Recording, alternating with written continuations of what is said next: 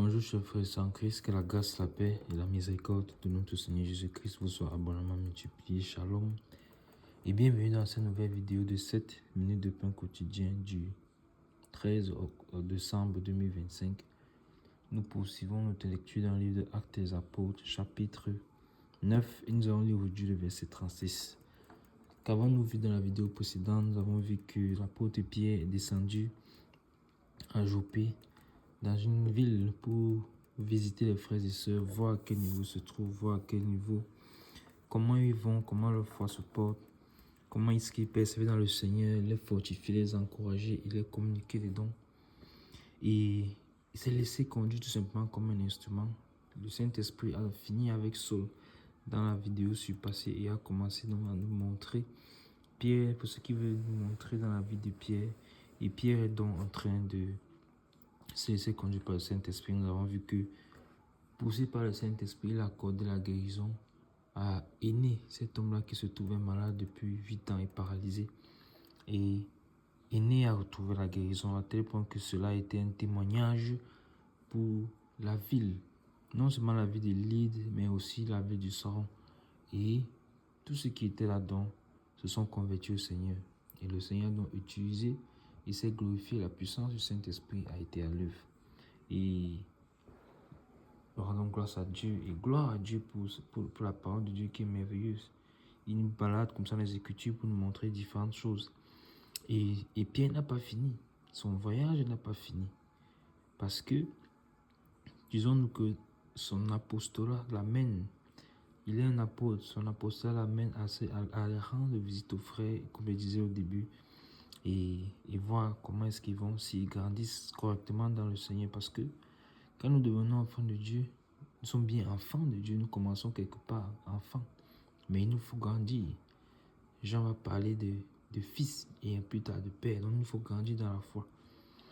Et après donc avoir quitté cette contrée de Lyde et du Saron, qu'est-ce que Pierre a fait? Il a poursuivi son voyage et s'est rendu à Joppé. Et c'est ce que nous allons entamer ici au verset 36 que nous allons lire aujourd'hui. L'apôtre se trouve cette fois-ci à Joppé et la parole de Dieu déclare: il y avait à Joppé parmi les disciples une femme nommée Tabitha, ce qui signifie Dorcas. Elle faisait beaucoup de bonnes œuvres et d'aumônes. Amen, amen, amen. Donc, Dorcas, appelée, bien Tabitha, appelée Dorcas, est donc citée maintenant. Donc, encore une fois, on a déjà appris et compris que chaque fois que le Saint-Esprit passe à quelqu'un d'autre, c'est un message particulier qu'il veut transmettre. C'est quelque chose de particulier qu'il veut mettre en avant. Non seulement parce qu'il faisait cela, c'était véritablement la vie des disciples du Seigneur. Ce que nous sommes en train de lire là, c'est la vie, c'est ce qu'ils ont fait, comment est-ce qu'ils vivaient leur foi, c'est ça qui est écrit et qui nous sert aujourd'hui d'écriture. Vous voyez, l'apôtre Pierre qui se balade là, c'est son office, dans son office d'apôtre. Ce qu'il a fait, comme il a visité, c'est ce qui est écrit dans le livre Actes des Apôtres, chapitre 9, que nous lisons depuis. Nous avons la même chose avec Saul. Donc, on a parlé des aînés, maintenant on est sur Tabitha. Et qu'est-ce que le Saint-Esprit pourquoi le Saint-Esprit a dit notre attention? Il a fini avec nous, il nous a montré un pan. Maintenant, il nous amène du côté de Tabitha. Et on nous dit quoi? On nous dit qu'elle faisait de bonnes œuvres et d'aumônes. Donc, on attire l'attention ici là-dessus. Ça veut dire, c'est comme une introduction. Ça veut dire que certainement il y aura une suite. Et par la grâce de Dieu, nous verrons cette suite dans la prochaine vidéo. Mais ce que nous pouvons déjà dire ici, c'est que qu'est-ce que faisait Tabitha? Elle faisait beaucoup de bonnes œuvres et d'aumônes. Amen. Donc nous, en tant qu'enfants de Dieu, nous sommes appelés, voilà ce à quoi nous sommes appelés aussi, à faire beaucoup d'aumônes et de bonnes œuvres. L'apôtre Jacques dira plus tard que la vraie religion devant Dieu consiste à visiter les veuves, les orphelins et les assister dans leur affliction et se détourner du mal.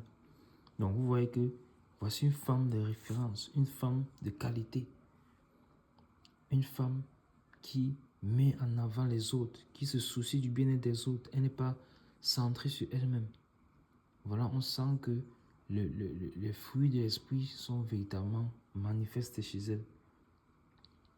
Et cela est d'autant plus particulier que c'est une femme. C'est une femme. Elle prend soin. Mais quel cœur merveilleux. Et ça, c'est ce que le Seigneur Jésus-Christ nous enseigne ce soir. Le Saint-Esprit nous enseigne que nous devons avoir un cœur qui s'est partagé, un cœur qui s'est donné, un cœur qui sait prendre soin des autres. Amen.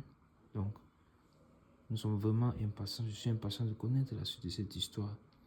Pourquoi le Saint-Esprit nous a amenés voir maintenant Dorcas. Donc, pour aujourd'hui, nous allons nous arrêter là. C'était tout pour les 7 minutes de coaching de ce jour. Que la grâce et la paix et la miséricorde de notre Seigneur Jésus-Christ vous soient abondamment multipliés. Shalom.